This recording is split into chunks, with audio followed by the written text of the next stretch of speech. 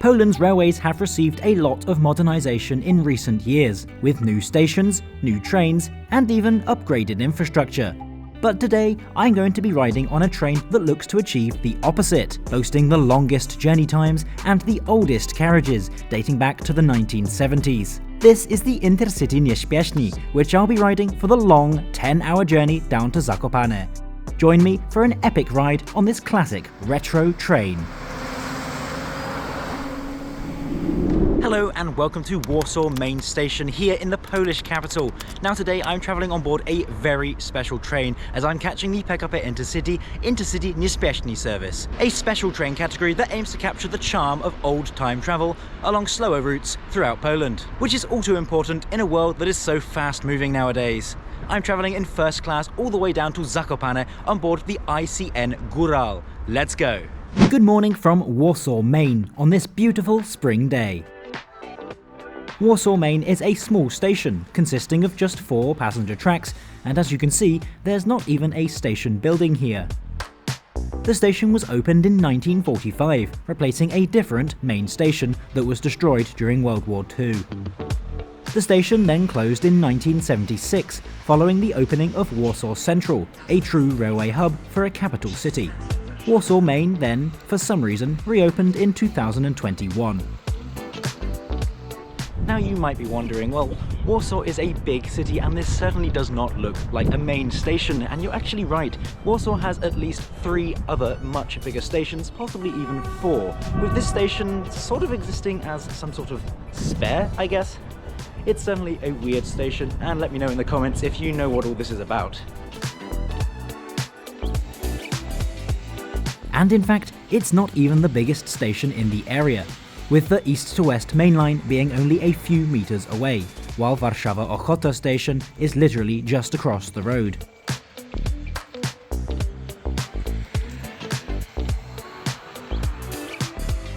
The former station building now houses the capital's railway museum, featuring numerous historic locomotives, previously responsible for keeping the country moving, much like the retro train I'll be catching today.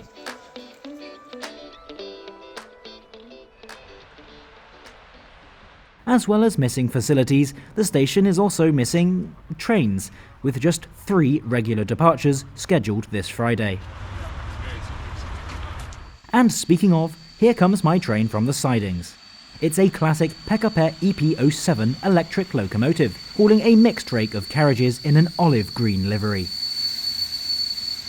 These locomotives are a Polish classic, with over 400 being built from the 1960s onwards. I really love the retro 2-tone green livery, a common sight in the 90s. And it's safe to say I'm not the only one, with this train attracting a lot of attention from the local railway community. The train today is formed of 6 carriages, with a selection of different interior layouts, including an onboard restaurant and even sleeping accommodation, all of which we'll check out later. I'm travelling in first class, found at the front of the train. All seats on the train are in compartments, as was often the case long ago. My seat is number 41, a rear-facing aisle seat. Today's route sees us heading south, making reversals in both Czechowice-Dziedzice and Bielsko-Biała, before heading east to Kalwaria, Zebrzydowska-Landskrona, and finally down through Chapówka and Zakopane. Journey time is 10 hours 22 minutes, covering 757 kilometres. Departure from Warsaw main station is on time at 08:47, to much fanfare too. Our retro train accelerates away from the modern skyline of Warsaw City, and just listen to the roar of that 1960s engineering as we storm along. One of the key features on the Intercity Nieśpieszny is the ability to enjoy the scenic views, something made easy thanks to the opening windows throughout the train. So let's take a look at the interior, as there's quite a lot to cover. Here in first class, all seats are in individual compartments, increasing privacy and space. Each compartment features 6 seats, and these seats are absolutely amazing. There is more padding than I've ever seen before on any other train, while the backrest is supportive and comfortable. There's also a well-padded separate head cushion. Between each seat, there's a folding armrest, and like the seat cushions themselves, this was generously padded. And pulling on the base cushion reveals the seat's recline. Above the seats are the luggage racks, a small one below, while larger items can fit up top. And this is also where you'll find the individual reading lights. By the window is a small folding table, useful for a drink or smaller items. Aisle seats get an even smaller table. At the window is a set of curtains, adorned with the PKP initials, another detail to complete this retro feel. The compartment also has a small bin and a temperature control lever, with ventilation and lighting controlled with the switches above the doorway.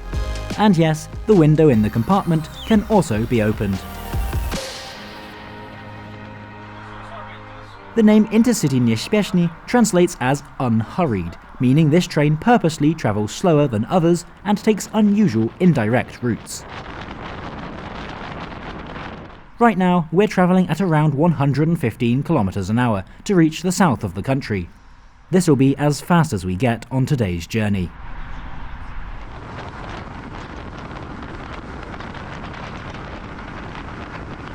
At this point, a ticket inspection takes place, with the conductor handing out a magazine and a souvenir ticket for each passenger, designed to represent train tickets of the past.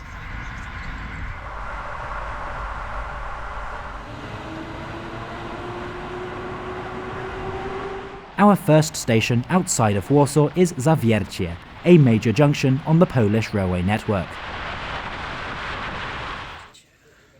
We make an extended stop here to allow a faster RegioJet service for Prague to overtake. After Zawiercie, our surroundings begin to get more industrial. We're in the heart of the Silesian voivodeship. A lot of the railways in this region were built specifically for heavy freight, and you'll often see railways going above or beneath the main line, connecting various industries in the area. In fact, our train actually travels on some of these usually freight-only lines. Covering unusual pieces of track is very popular in the Polish railway community. We've reached Czechowice-Dziedzice, the first of many reversals on today's long journey. This involves the time-consuming maneuver of removing the locomotive and putting it on the other end, with 30 minutes allocated for this process. We're now heading south to Bielsko-Biała, just 10 minutes away. And indeed, not long later, we arrive at Bielsko-Biała Główna, or main station. This is another reversal point, meaning 30 minutes more to attach the locomotive to the other end.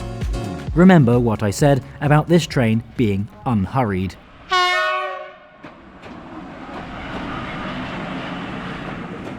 After our scheduled wait, we depart to the east, now pushing forwards at a much slower pace. Each carriage has 2 toilets, one found at each end. These were kept in good condition, but still maintain the old-timey feel, and I have to say, these toilets feel a lot more spacious than those you often find on more modern trains.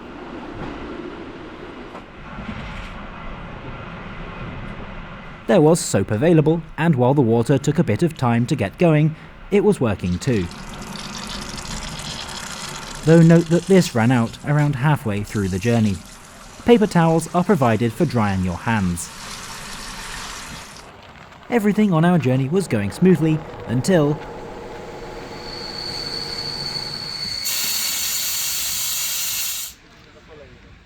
we come grinding to a halt in the town of Kozy. We've hit a red signal ahead of a single track section of line. It turns out that the IC Halny service from Poznań is running over 3 hours late, with our lower priority train being held to allow it to overtake.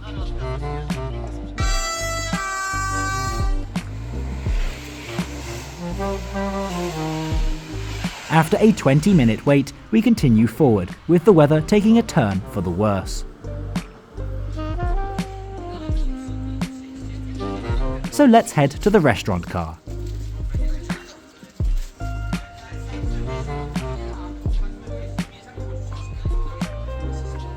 The Wars restaurant serves a good selection of traditional Polish cuisine, and this was certainly popular, with there usually being a substantial queue to place an order. The menu also features a limited edition run of Łomża Retro, further selling the nostalgic aesthetic.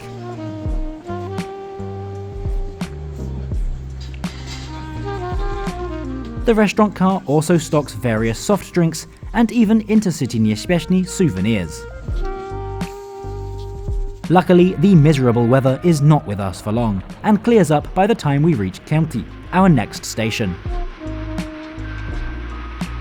And it's here that we begin to traverse one of Poland's slowest railway lines. Our speed drops to just 40 kilometers an hour, turning our unhurried train ride into butter cruel, as we enjoy looking over the silhouettes of the Beskidi Mountains.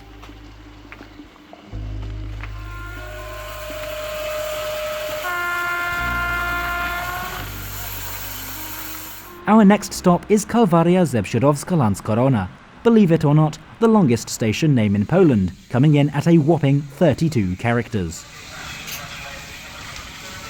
So let's take a look around the rest of the train. Second class is also in a compartment layout, with a much denser 8 seats per compartment. Various different seating types were available, mostly in a comfortable sofa-style setup. The train also featured a solitary couchette carriage for sleeping, intended for 6 passengers to sit on the lower bunk during the journey. However, the beds can be deployed if you like, allowing you to lie down during the trip. One carriage features space for bicycles and luggage. There's room for 8 bikes in here and plenty of floor space for luggage. Such provision is fantastic, and it's a feature that many modern trains around the world lack nowadays. As is commonplace on classic loco-hauled trains, the rear carriage gives an amazing view out of the back of the train.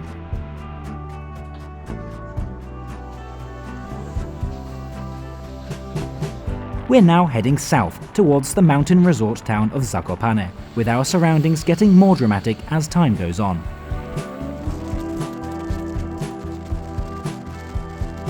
This is Jezioro Mocharskie, a reservoir serving the city of Kraków and surrounding areas. Underneath the water here lies the remains of Skawce station, most of the village being flooded to allow the reservoir's creation.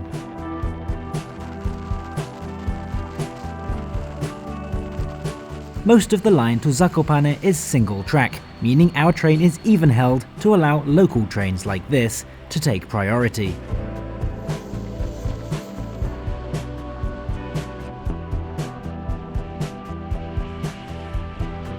We've just now arrived into Chabówka station, the last reversal point for our train. The locomotive has already left and headed that way to run around and go onto the other end of the train for the final stretch down to Zakopane. We've got about an hour here, so I think I'm going to take this time to just walk around and stretch my legs. It's a long journey today, but it's nearly over. Following our 1 hour in Chabówka, we continue our climb to Zakopane. On the way out of Chabówka, we pass the open-air railway museum, featuring a collection of withdrawn locomotives and carriages. At one point, every train to Zakopane had to reverse multiple times, even more than our train today does. However, recent years have seen the addition of new avoiding curves, dramatically decreasing journey times to the region. This part of our journey is perhaps the most spectacular, with our train climbing the steep gradient into Zakopane as the sun makes its way down for the evening.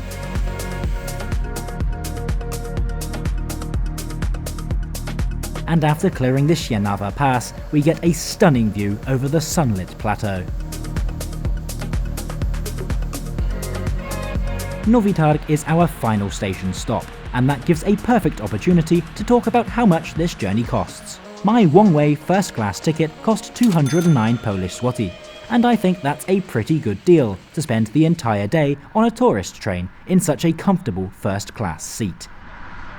By now, the foothills of the Tatra Mountains near Zakopane are getting ever closer, with the opening windows letting in plenty of fresh mountain air as we close in on our destination. Our arrival in Zakopane is 6 minutes late, at 19:15. Overall, this was an unforgettable journey aboard the Intercity Nieśpieszny. This train deliberately travels slower and uses older carriages, beautifully restored to match the vibes of the 1980s, with excellent attention to detail, and that is really something special. But Poland is also home to a brand new express train service, with the private operator Leo Express launching its new route to Warsaw, which I tried out in their incredible premium class with an onboard meal service. And you can learn all about this exciting new luxury service by clicking up here now.